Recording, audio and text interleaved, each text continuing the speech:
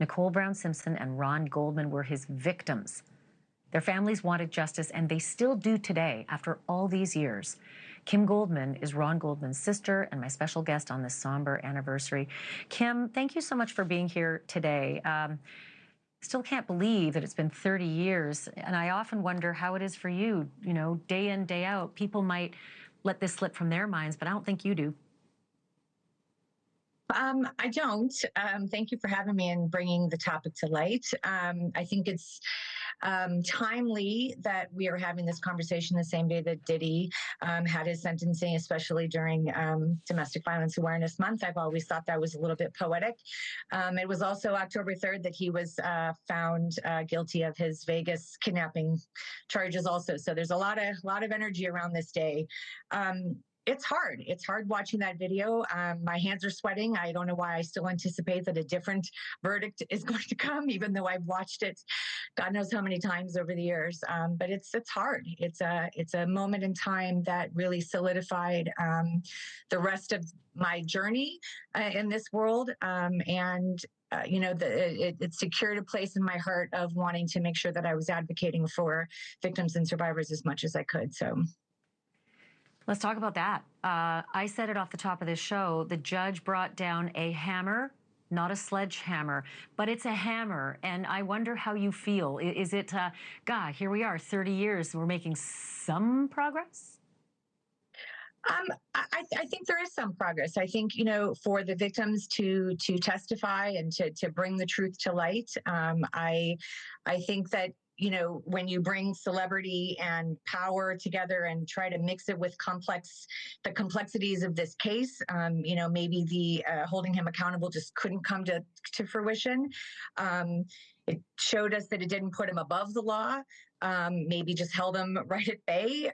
Maybe this will shift the narrative slightly on how we talk about victims and survivors and abuse, and take it seriously when people bring those allegations towards people in power. Well, let me read for you, speaking of that, what Judge Subramanian actually said from the bench, because I thought this was pretty profound, and I want to get your reaction to it. The judge said, I want to speak to the strong women who came forward. Ms. Ventura and Jane, you've been through trauma we can't imagine. Ms. Ventura said it was forced sex and degradation. I want to say we heard you. You weren't just speaking to the jurors, but to other victims. You stood up to power. Those aren't just words, you know, that's the record. This is a federal proceeding, and we just don't often hear something this strong worded. And the fact that Judge Subramanian used the evidence from the trial to sentence in the 2 charges that he was convicted of. What are your thoughts? You know, my thoughts are, I was listening to blanking on his name, the attorney that was out front saying that he was found not guilty, it didn't happen. Well, not guilty doesn't mean that harm. Yeah, not guilty doesn't mean that harm didn't occur.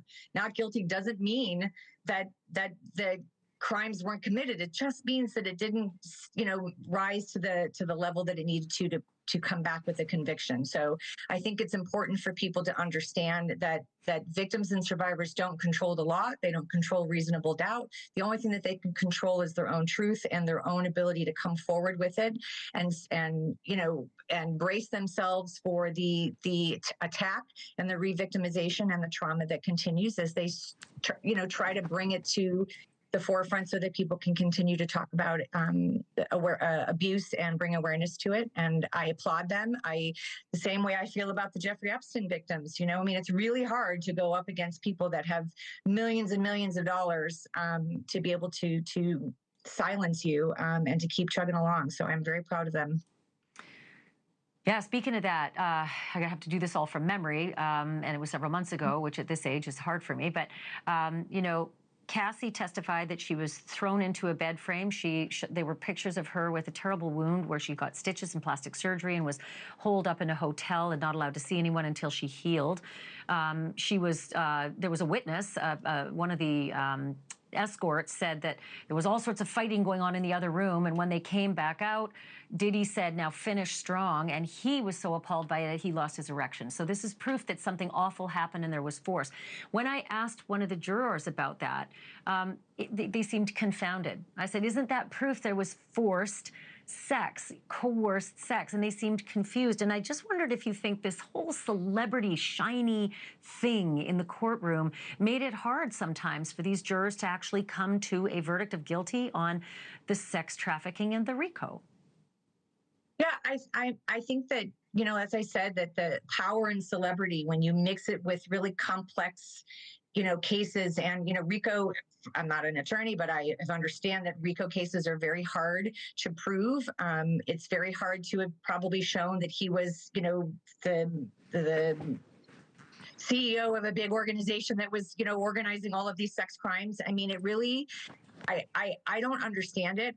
Listen, the jurors in our case didn't think that domestic violence would lead to murder. So it is very hard to understand in the mind of a juror, and having to, you know, sift through all of the evidence and sift through all of those things that you have decided in your brain make sense. And then when they're shown in a different light, they suddenly get a little cloudy. And it's very hard to be able to dismantle the power, and dismantle the imbalance of power. I would love to serve as a juror. It will never happen for me, unfortunately. But I'm disappointed that it didn't get to the level that it could have. But again, I think, you know, not guilty doesn't mean that harm didn't happen. And I think we can continue to have this conversation for years to come, and hope that we continue to talk about it in a way that makes it safer for people to come forward. The last time I talked to your dad, I asked him, I think it was about an anniversary that was coming up of something. And he said, you know, I think of these anniversaries more as X number of years without Ron.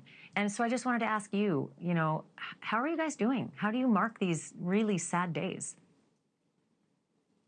I mark these sad days with honoring the people that are my support system, you know, honoring my brother, showering my fiance, my son, my animals with love, my father. I pour my heart into my work. I'm the chair of the I'm a board member for the National Center of Victims of Crime. We're celebrating 40 years of serving victims and survivors across the country. I've been a nonprofit for 30 years. I'm a VP of development for a healthcare facility here in Los Angeles. I write, I speak, I travel, I learn as much as I can to be as big of an advocate as I can.